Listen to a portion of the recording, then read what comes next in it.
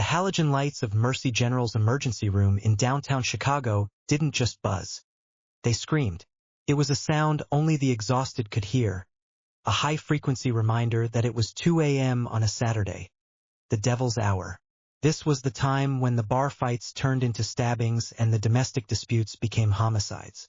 Maya Vance stood by the nurse's station, adjusting a scrub top that was 2 sizes too big. At 26 years old, Maya looked like she should still be in a college library. She was petite, barely 5 feet 3 inches, with a slender frame that seemed to vanish inside her navy blue uniform.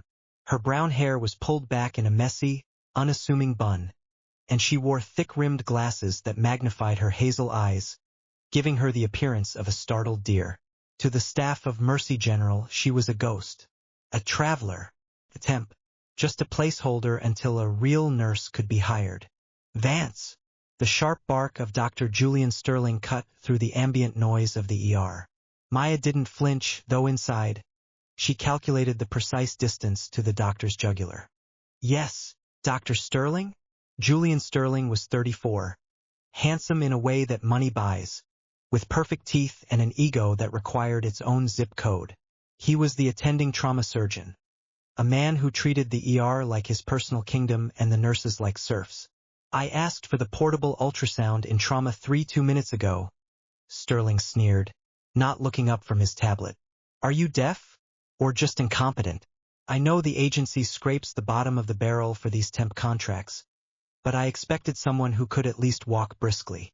The other nurses, led by the charge nurse, strict 52-year-old Marge O'Connell, looked away. Marge was a veteran, tough as old leather, but even she didn't cross Sterling. I was stabilizing the patient in bed for, Doctor? Maya said, her voice soft, almost monotonous. His O2 dropped below 80. I don't care if he was ascending to heaven, Sterling snapped, finally turning his cold blue eyes on her. When I call, you move. You look like a high school student playing dress-up, Vance. Do everyone a favor. Stay out of the way of the professionals. If a code black comes in, try not to faint. He turned to his residents, a group of tired-looking interns, and chuckled. 2 weeks. I give the mouse 2 weeks before she runs back to whatever rural clinic she crawled out of. Maya said nothing. She didn't defend herself. She just adjusted her glasses. They saw a mouse. They didn't see the callus formation on her knuckles. They didn't notice that while Sterling was shouting, Maya's pulse hadn't risen a single beat per minute. They didn't know that 5 years ago, Maya Vance didn't exist in the civilian world. Back then, in the dusty hellscape of Syria and the mountains of Kandahar, she was known by a different call sign, Wraith, a Tier 1 combat medic attached to the Joint Special Operations Command. She had packed wounds while under mortar fire. She had intubated soldiers in the back of helos banking at 90 degrees. She had killed 3 insurgents with a combat knife when her unit was ambushed in a marketplace. But here she was just the quiet girl who fetched the ultrasound. Copy that, Doctor, Maya whispered. The atmosphere shifted at 2:14 a.m. It wasn't a sound at first. It was a vibration. The instruments on the sterile metal trays began to rattle. The liquid in the 4 bags rippled. Officer Arthur Tiny Higgins, the hospital security guard, looked up from his crossword puzzle. Arthur was a good man, standing 6 feet 6 inches and weighing nearly 300 pounds. He was a former linebacker for the Bears practice squad. He was the hospital's wall. Dispatch, Arthur said into his radio, frowning. I got something heavy coming up the ambulance ramp. Speeding. Maya stopped charting. Her head snapped up. Her eyes, usually soft behind the glasses, instantly sharpened into predatory slits. She didn't look at the doors. She looked for cover. Threat assessment active. Probably just an ambulance running hot, Marge grumbled, sipping her lukewarm coffee. No, Maya said. Her voice wasn't soft anymore. It was low, flat, and carried a frequency of absolute command. That's not an ambulance engine. That's a diesel heavy hauler. The torque is wrong. Sterling looked over, ready to mock her again. Oh, listen to the car expert. Crash. The world exploded. The reinforced steel bollards outside the ambulance bay didn't just bend. They were sheared off. A matte black armored transport truck, the kind used for bank transfers, smashed through the glass sliding doors of the ER entrance. Glass shards sprayed like shrapnel. The reception desk was obliterated. The truck screeched to a halt in the middle of the waiting room, steam hissing from its crushed radiator. Silence followed. A thick, suffocating silence. Then, the rear doors of the truck were kicked open from the inside. The metal groaned and warped under the force. A figure stepped out. If Arthur was a wall, this man was the siege engine designed to break it. He stood nearly 7 feet tall. He was shirtless, his torso a roadmap of prison tattoos and fresh surgical scars. His skin was flushed a deep, violent crimson, the telltale sign of extreme hyperthermia. Muscles coiled like steel cables under his skin, twitching erratically. His name was Ivan Petrov, an underground pit fighter and former Spetsnaz washout, currently the subject of a failed cartel experiment with a new synthetic combat stimulant known on the streets as Red Rage. "Where is she?" Ivan roared. The sound wasn't human. It was the sound of a tectonic plate shifting. It shattered the remaining glass in the window frames. "Sir!" Arthur stepped forward, his hand on his taser. "Stay right there. Get on the ground." Ivan didn't even look at Arthur. He simply swatted. It was a backhand, casual and dismissive, like a man swatting a mosquito. But the force was catastrophic. Ivan's fist connected with Arthur's chest. The 300-pound security guard was lifted off his feet and thrown 20 feet across the room. Arthur hit the drywall with a sickening crunch and slid down, unconscious. Screams erupted. Patients scrambled, tripping over 4 lines. Dr. Sterling, the king of the ER, turned pale. The clipboard in his hand clattered to the floor. "Code silver. Call the police!" he shrieked, his voice cracking like a teenager's. He scrambled backward, diving behind a crash cart, using it as a shield. Marge was frozen, phone in hand, fingers trembling too hard to dial. Ivan the Bear scanned the room. His eyes were black voids, the pupils fully dilated. He was burning up from the inside out, his brain boiling in a chemical soup of adrenaline and aggression. "Katya!" Ivan bellowed. "Give her to me." He wasn't looking for drugs. He was looking for a patient. Katya Petrov, a young woman admitted an hour ago for a brutal beating. A beating administered by the very monster now standing in the lobby. Maya Vance stood by the nurse's station. She didn't run. She didn't scream. She reached into her pocket and uncapped a black Sharpie marker. It was the only weapon she had. Target identified. Her mind whispered. Hostile. Class 5 aggression. Excited delirium syndrome. Pain compliance will fail. Lethal force required. Ivan spotted Katya's bed in Trauma Bay 2. He began to charge. He moved with terrifying speed for a man of his size, tearing through a partition curtain as if it were smoke. Between him and the girl, there was only one obstacle. Maya stepped out from the shadows. She stood directly in his path.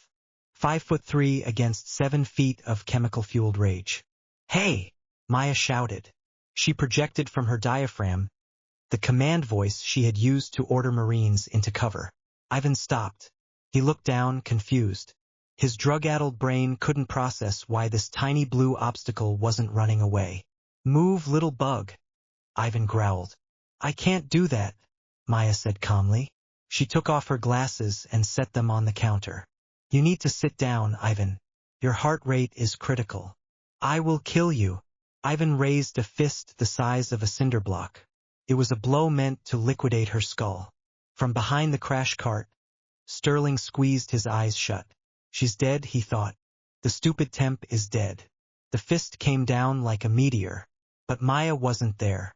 In the fraction of a second before impact, Maya didn't retreat. She stepped in.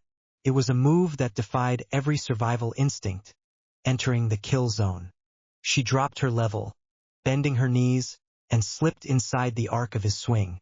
The wind of his fist blew loose strands of hair across her face. Maya pivoted on her left foot. She drove her right elbow upward, putting every ounce of her body weight and torque into the strike. Thwack. Her elbow connected perfectly with Ivan's solar plexus, the bundle of nerves just below the sternum. It was a hit that would have dropped a normal man instantly. Ivan merely grunted.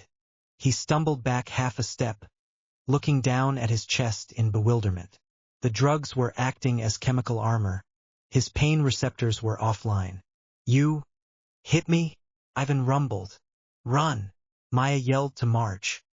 "Get the patient out the back. Now!" Marge snapped out of her trance. She grabbed Katia's gurney and began wheeling it toward the radiology hallway. Ivan roared.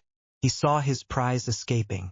He lunged, ignoring Maya, reaching out with a hand like a grapple hook to grab the bed rail. He never made it. Maya moved again. She grabbed Ivan's outstretched wrist. To an observer, it looked laughable. Her hand couldn't even wrap halfway around his forearm. But Maya didn't try to stop him. She helped him. She applied the principles of suinage, a shoulder throw. She pulled his arm forward, using his own momentum, turned her back into his chest, and fulcrumed her hips. "Physics," she whispered. She popped her hips. For a second, gravity seemed to glitch. The 7-foot giant's feet left the floor. He rotated in the air, a look of pure shock on his blood-streaked face. Boom! He hit the linoleum floor with the force of a car crash. The impact shook dust from the ceiling tiles. Sterling peeked over the crash cart, his jaw unhinged. "What the?" Maya didn't celebrate. She knew better. In his state, Ivan was a zombie. Trauma didn't matter. "Stay down," Maya ordered, backing away, her hands raised in a modified Krav Maga stance. Ivan rolled over. He was laughing. A wet, gurgling laugh. He pushed himself up. His nose was bleeding, but he didn't care. He looked around and saw a heavy metal 4-pole bolted to a fluid pump. He grabbed it. With a grunt of exertion, he ripped the metal pole out of its base, screws shearing off with a screech. Now he had a 6-foot steel spear. "Playtime is over," Ivan spat. Sirens wailed in the distance. Blue and red lights flashed against the shattered windows. 2 police officers burst through the entrance, guns drawn. "Freeze! Drop the weapon!" Ivan turned. He didn't drop the pole. He grinned. "Don't shoot!" Maya screamed, her voice cracking. Directly behind Ivan was the respiratory therapy cart, loaded with 4 tanks of compressed oxygen. If the police fired and missed, or if a bullet passed through Ivan, the resulting explosion would level the entire ER wing. The officers hesitated. Ivan used the hesitation. He grabbed the nearest human shield. It was Dr. Sterling. Sterling had been trying to crawl toward the exit. He wasn't fast enough. Ivan grabbed the doctor by the back of his white coat and hoisted him into the air like a rag doll. "Back off!" Ivan screamed at the police. "Or I snap the pretty doctor in half." Ivan dragged a whimpering Sterling into Trauma Bay 1 and kicked the sliding glass door shut. He shoved a heavy cabinet in front of it. He was barricaded in. The ER fell silent again. The police held their line but couldn't advance. Inside the glass-walled room, Ivan paced like a caged tiger. He held Sterling in a chokehold with one arm, the metal pole in the other. Sterling's face was turning a shade of violet. "I want Katia," Ivan screamed through the glass. "Send my sister in, or the doctor dies." Maya stood by the nurse's station, nursing her right wrist. It was throbbing. She had sprained it during the throw. "He's going to kill him," Marge whispered, standing beside Maya. "The SWAT team is 10 minutes out. Sterling doesn't have 10 minutes. Maya looked at the monitor above the trauma bay. Ivan's movements were twitchy. "He's peaking," Maya said, her eyes cold. "His body temperature is probably 106 degrees. His organs are cooking. He knows he's dying, and he wants to take someone with him." Maya walked over to the medication dispensary. She typed in her code. "Vance, what are you doing?" Marge asked. "Override code," Maya said. The drawer popped open. She didn't grab bandages. She grabbed vials. Ketamine, midazolam, haloperidol, the B-52 bomber cocktail. Enough sedative to drop a rhinoceros. She drew it all up into a single large syringe. She taped the syringe to the inside of her left forearm, hiding it under her sleeve. "You can't go in there, Officer Jenkins," the lead cop said, stepping in front of her. "It's a hostage situation. We wait for negotiators." Maya looked up at the officer. She took off her scrub cap, letting her hair fall around her face. She removed her glasses. "I'm about the same height as his sister," Maya said. "Same hair color. If I keep my head down, he won't know the difference until I'm close enough." "You're a civilian," Jenkins argued. "You'll get killed." Maya stepped into the officer's personal space. The mouse was gone. The wraith was back. "Officer, I served 6 years with the 75th Ranger Regiment's cultural support team. I have cleared rooms in Kandahar that would make you wet your pants. I am not a civilian. I am the only person here who can get close enough to stick him." Jenkins blinked, stunned by the sudden steel in her voice. He stepped aside. "5 minutes, Maya said. "If I give the signal, you breach." Maya walked to the glass door of Trauma Bay 1. She held her hands up, palms open. She hunched her shoulders, making herself look smaller, more terrified. "Ivan?" she called out, pitching her voice higher. "It's me. It's Katia." Inside the room, the giant froze. The delirium was blurring his vision. He didn't see the nurse who had thrown him. He saw a blurry figure in the same color scrubs his sister had been wearing. "Katia?" Ivan's voice broke. He loosened his grip on Sterling. The doctor slumped to the floor, gasping for air, clutching his throat. "I'm scared." "Ivan," Maya sobbed, "a performance worthy of an Oscar. Please let the doctor go.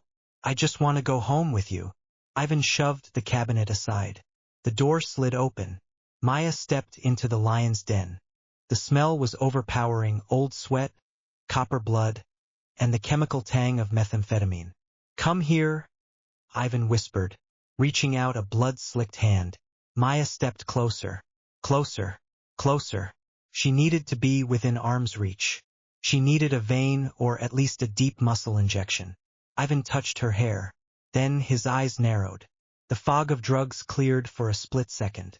He saw the ID badge on her chest. "Vance RN." "You're not Katia," Ivan snarled. The illusion shattered. "Traitor!" Ivan lunged. Maya moved. She didn't try to run. She sprang forward.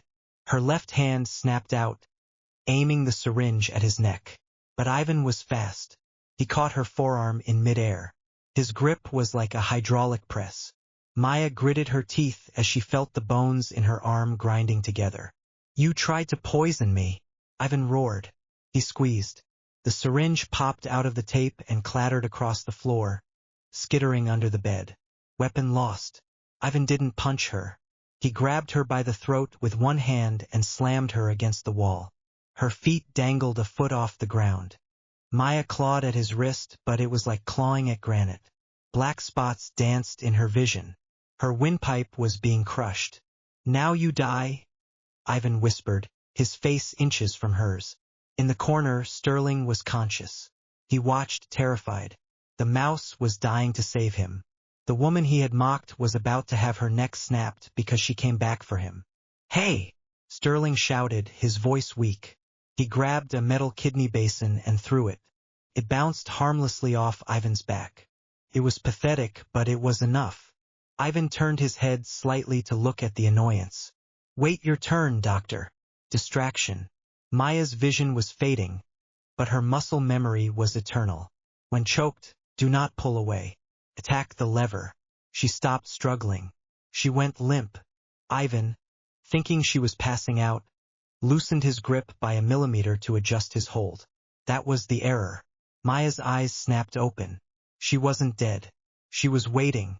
She swung her legs up, wrapping them around Ivan's waist. She used her core strength to crunch upward. She reached into her pocket with her free hand.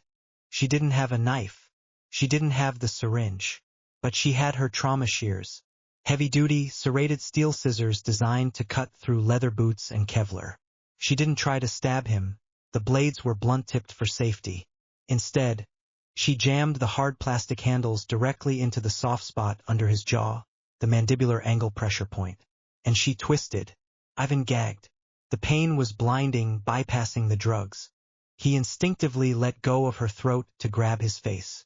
Maya dropped to the floor. She rolled backward, gasping for air. Ivan screamed, shaking his head. He turned back to her, eyes burning with murder. He reached for the metal pole again. Die! Maya scrambled back. She was cornered against the crash cart. On top of the cart sat the defibrillator. Her eyes locked onto it. The green light was on. Ivan raised the pole for a killing blow. Maya grabbed the paddles. She ripped them from the cradle. She didn't have time to gel them. She hit the charge button.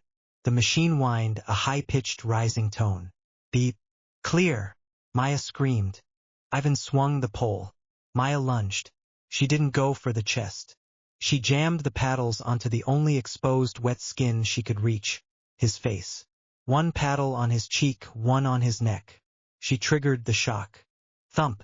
360 joules of raw electricity arced directly through Ivan's brainstem. It wasn't a heart restart. It was a factory reset. Ivan went rigid. His back arched so violently his spine popped. The pole flew from his hands and embedded itself in the drywall. His eyes rolled back until only the whites showed. He stood there for a full second, suspended by the current, frying from the inside. Then he collapsed. He fell like a demolished building, face first. He didn't move. Smoke curled from the burns on his neck. Maya stood over him, holding the paddles, chest heaving. Her bun had unraveled. Her lip was split. The glass door shattered inward as the SWAT team finally breached. Police! Get down! Get down! Officers swarmed the room, rifles raised. They saw the unconscious giant.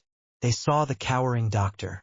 And they saw the small nurse, leaning against the counter, calmly winding the cords of the defibrillator back onto the machine.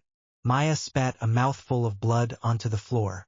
She looked at the SWAT leader. Patient is sedated, she rasped. Vital signs are absent. You might want to start CPR. Or not. Then the adrenaline crash hit. Maya's knees gave out, and she slid to the floor. Maya woke up to the sound of beeping. It was a rhythmic, steady beep. The sound of life. She opened her eyes. She wasn't in the ER. She was in a private recovery room on the top floor, the VIP suite usually reserved for donors. Her neck was wrapped in gauze. Her left arm was in a sling. Her throat felt like she had swallowed broken glass. Easy, Tiger, a voice said. Maya turned her head. Sitting in the chair next to her bed was Marge. The formidable charge nurse looked tired, her makeup smeared, but she was smiling. Marge, Maya croaked. You've been out for 10 hours, Marge said. Concussion, hairline fracture in the ulna, severe bruising on the trachea. You look like you went 10 rounds with a blender. How is the patient? Ivan is in the ICU, handcuffed to the bed with 4 guards. He'll live to stand trial. Katia is safe. The doctor.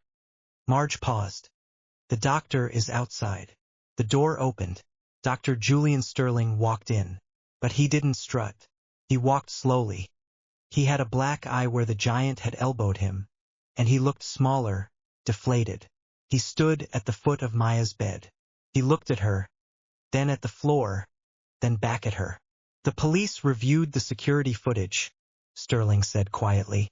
Officer Jenkins told the chief of medicine what you did, how you saved the oxygen tanks, how you handled the threat. Maya said nothing. She just watched him. Sterling reached into his pocket and pulled out a piece of paper. It was a personnel file. I looked up your record, Vance, Sterling said. The real one, not the agency summary. He swallowed hard. Distinguished Service Cross, Purple Heart, Joint Special Operations Task Force Medic. Why are you working temp jobs in a civilian ER? Maya adjusted her pillow with her good hand. Because after 6 years of war, doctor, I thought a civilian hospital would be quiet. I wanted to help people without getting shot at. Sterling flinched. The irony hung in the air. Sterling started, then stopped. He took a deep breath. I called you incompetent. I called you a mouse. I was incredibly arrogant. He looked her in the eye. You saved my life, Maya. I froze. I cowered behind a cart while you went toe-to-toe with a monster. I am sorry. Truly. He placed the paper on the table. I spoke to the board. Your contract is no longer temporary. We are offering you the position of lead trauma nurse specialist. Double the pay. And I've asked that you be assigned to handle all staff tactical training. Maya looked at the paper. Then she looked at Sterling. I don't want the lead position, Maya whispered. Sterling blinked. What? Why? Because I don't want to do paperwork? Maya said, a faint smile touching her lips. I just want to do my job. And I want an apology coffee. Cappuccino. Extra foam. Sterling let out a breath he seemed to have been holding for hours. He actually smiled, a real human smile. I can do that. I can definitely do that. 3 weeks later, the automatic doors of the ER slid open. Maya Vance walked in. The glass had been replaced. The scuff marks on the floor were buffed out. But the atmosphere was different. As Maya walked past the security desk, Arthur, back on duty with a wired jaw and a titanium plate in his cheek, stood up. He didn't say a word. He just snapped a crisp military salute. Maya nodded back, blushing slightly. She walked to the nurse's station. The chatter stopped. A group of new residents were standing there, looking arrogant. One of them, a tall guy with slicked-back hair, leaned against the counter. Hey, the resident said to Maya, not looking at her badge. You, nurse, get me a coffee. Black. Before Maya could answer, a hand slammed onto the counter. It was Dr. Sterling. He loomed over the resident, his eyes cold.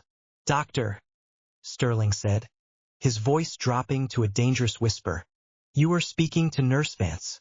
You will address her as ma'am, or you will pack your things and get out of my hospital. The resident stammered. I didn't know. She killed a giant with a defibrillator and a pair of scissors, Marge said, walking by with a stack of charts. If I were you, rookie, I'd get my own coffee. The resident's face went pale. He looked at Maya with wide, terrified eyes, then scrambled away toward the break room. Maya sighed, adjusting her glasses. You guys are going to ruin my reputation. I'm trying to be low profile. Too late for that, Wraith, Sterling said, handing her a steaming cup. Cappuccino. Extra foam. Maya took the cup. She took a sip. Outside, the rain lashed against the windows of Chicago. The city was chaotic, dangerous, and unpredictable. But inside Mercy General, on Maya Vance's watch, the monsters didn't stand a chance.